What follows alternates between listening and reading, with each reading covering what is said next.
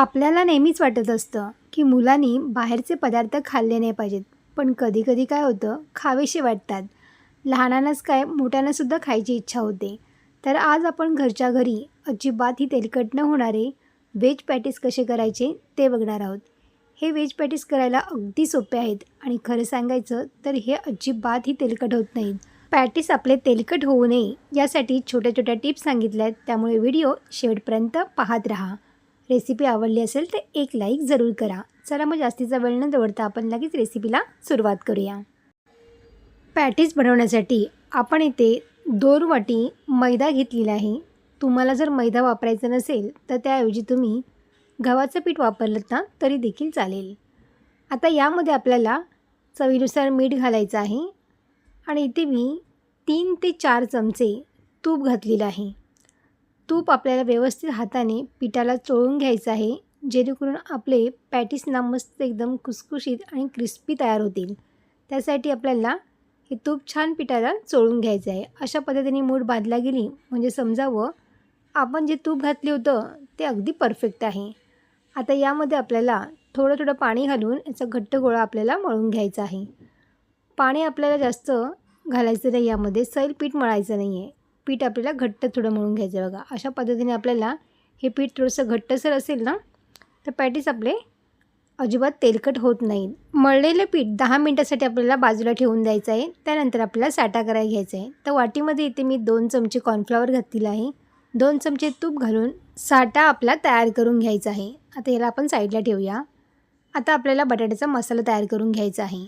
तर गॅसवरती इथे मी कढई ठेवलेली आहे. कढईमध्ये आपल्याला 2 चमचे इतकं तेल घालायचं आहे. तेल छान गरम झाल्यावरती आपल्याला यामध्ये मोहरी आणि जिरं घालायचं आहे.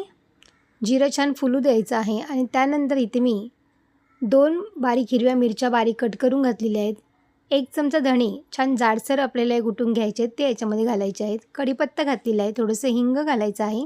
छान व्यवस्थित मिक्स करून घ्यायचं आहे आणि उकडलेला बटाटा इथे मी मॅश करून घेतलेला आहे, तो आपल्याला घालायचा आहे. उकडलेला बटाटा तुम्ही किसून घेतलात ना तरी देखील जाईल. काही मसाले घालायचे यामध्ये. तर इथे मी चाट मसाला घेतलेला आहे, काळी मिरी पावडर, थोडीशी हळद घालायची आहे आणि चवीनुसार यामध्ये आपल्याला मीठ घालायचं आहे. वरून छानपैकी कोथिंबीर घालायची आहे आणि पुन्हा व्यवस्थित याला मिक्स करून घ्यायचं आहे. 1 ते 2 मिनटं छान याला वाफ येऊ द्यायची आहे. म्हणजे भाजी आपली इथे तयार झालेली आहे. आता गॅस बंद करायचा आहे. आता आपण पीठ बघूया. पीठसुद्धा आपलं छान व्यवस्थित मुरला गेलेलं आहे.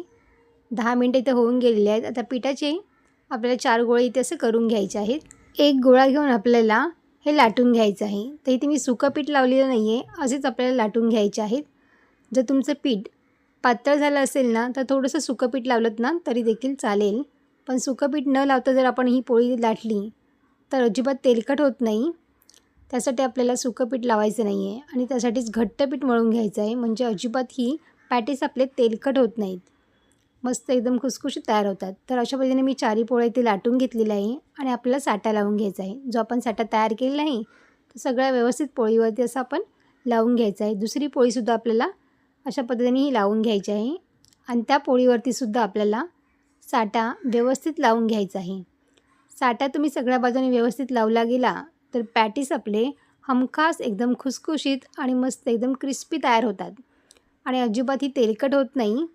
तर अशा पद्धतीने आपल्याला साठा हा लावून घ्यायचा आहे. साठा करताना तुमच्याकडे जर कॉर्नफ्लॉवर नसेल तर त्याऐवजी तुम्ही तांदळाचं पीठ घातलं ना तरी देखील चालेल. तांदळाच्या पिठामध्ये तूप घालून साठा तुम्ही तयार करू शकता. तर अशा पद्धतीने आपल्याला ही घडी करून घ्यायची आहे आणि त्याच्यावरती सुद्धा आपल्याला साठा लावून घ्यायचा आहे. आता दुसरी बाजू दुमडायची आहे आणि त्यावरती सुद्धा आपल्याला साठा लावायचा आहे आणि दोन्ही साईडून आपल्याला अशा पद्धतीने व्हिडिओत दाखवते त्या पद्धतीने आपल्याला हे दुमडून घ्यायचं आहे. बघा अशा पद्धतीने ही दुमडल्या गेलेली आहे. आता आपल्याला ह्याची पोळी लाटून घ्यायची आहे. तर आतासुद्धा मी सुकं पीठ लावलेलं नाही आहे. तुम्हाला जर वाटलं तर तुम्ही थोडंसं पीठ लावू शकता. तर अशा पद्धतीने इथे लाटून घ्यायची आहे. आपण इथे मैदा वापरलेला आहे त्यामुळे अजिबात चिटकणार नाही. पीठ न लावतासुद्धा आपल्याला व्यवस्थित पोळी लाटता येते. अगदी हलक्या हाताने आपल्याला ही पोळी लाटून घ्यायची आहे. म्हणजे आपले छान असे ह्याचे पदर सुटल्या जातील, म्हणजे पॅटीसचे छान पदर आपल्याला सुटतील. त्यामुळे हलक्या हातानेच आपल्याला हे लाटून घ्यायचं आहे. तयार झालेल्या पोळीपासून आपल्याला चौकोनी असं भाग तयार करून घ्यायचा आहे. त्यासाठी याच्या कडा अशा व्यवस्थित कापून घ्यायच्यात आपल्याला. आणि मधोमधसुद्धा अशा कट करून घेतलेत बघा. म्हणजे 4 भाग आपल्या इथे करून घ्यायचे आहेत. म्हणजे 4 पॅटीस आपल्या इथे तयार होतील. तर एक भाग आपल्याला असं घ्यायचा आहे हातावरती अशा पद्धतीने बघा. आता आपण जो बटाट्याचा मसाला तयार करून घेतलेला आहे तो याच्यामध्ये घालायचा आहे. तर मसाला भरतानासुद्धा खूप जास्त भरायचा नाही आहे. थोडंसंच आपल्याला याच्यामध्ये मसाला भरायचा बघा. अशा पद्धतीने मसाला भरायचा आहे. पॅटीसचं तोंड आहे बघा अशा पद्धतीने बंद करायचं आहे. त्याच्या कडा दाबायच्या नाहीत आपल्याला. असं मध्यभागी आपल्याला हे पॅटीस व्यवस्थित दाबून घ्यायचं आहे. तुम्ही बघू शकताय बघा. आपल्याला कडा अजिबात दाबून घ्यायचं नाही आहे. कडा न दाबल्यामुळे पॅटीसचे पदार्थ खूप मस्त एकदम सुटतात आणि खाण्यासाठी सुद्धा मस्त एकदम क्रिस्पी आणि कुरकुरीत पॅटीस आपला तयार होतो. तर तुम्ही ते बघू शकताय बघा. मी फक्त मध्येच दाबून घेतलेला आहे बघा. कडा मी इथे अजिबात दाबलेला नाही आहेत. म्हणजे तळताना ना ह्याचे पदार्थ मस्त एकदम सुटतात आणि त्यामुळे ना आपला पॅटीससुद्धा मस्त एकदम क्रिस्पी आणि कुरकुरीत तयार होतो. तर अशा पद्धतीने आपल्याला सगळे पॅटीस इथे करून घ्यायचे आहेत. तेल इथे मी गरम करायला ठेवलेलं आहे. पण तेल गरम करताना आपल्याला खूप जास्त गरम करायचे नाही आहे. अगदी हलकं तेल आपल्याला गरम करायचं आहे. जेणेकरून हलके बबल्स येतात ना असंच आपल्याला पॅटीससाठी तेल हवं आहे. खूप जास्त जर कडकडीत तुम्ही तेल केलं तर वरून ना ते पटकन करपल्या जातील आणि आतून अजिबातही खुसखुशीत होणार नाहीत आणि ते कच्चे राहू शकतील. त्यामुळे लक्षात ठेवा पॅटीस तळताना आपल्याला तेल फार गरम करून घ्यायचं नाही. अगदी हलकंसं तेल आपल्याला गरम करून घ्यायचं आहे आणि त्यानंतर हे आपले पॅटीस तळून घ्यायचं आहे आणि स्लो गॅसवरती, अजिबात गॅस फास्ट करायचा नाही आहे. स्लो गॅसवरतीच आपल्याला हे पॅटीस छान क्रिस्पी होईपर्यंत हे फ्राय करून घ्यायचे आहेत. तर आपले हे आता एक बॅच झालेली आहे. तर अशाच पद्धतीने आपण उरलेले सुद्धा इथे करून घेणार आहेत. मस्त एकदम पॅटीस आपले तयार झालेले आहेत. आहे की नाही सोपी पद्धत? घरामध्ये अगदी झटपट पॅटीस तयार करता येतात. तर तुम्हीसुद्धा ना अशा पद्धतीने ही मस्त पॅटीस करून नक्की बघा.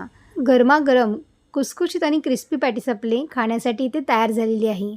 तर तुम्हाला माझी करण्याची पद्धत कशी वाटली मला कमेंट करून नक्की सांगा. रेसिपी आवडली असेल तर लाईक, शेअर आणि सबस्क्राईब करा. बाजूची बेल आयकॉन पण जरूर प्रेस करा.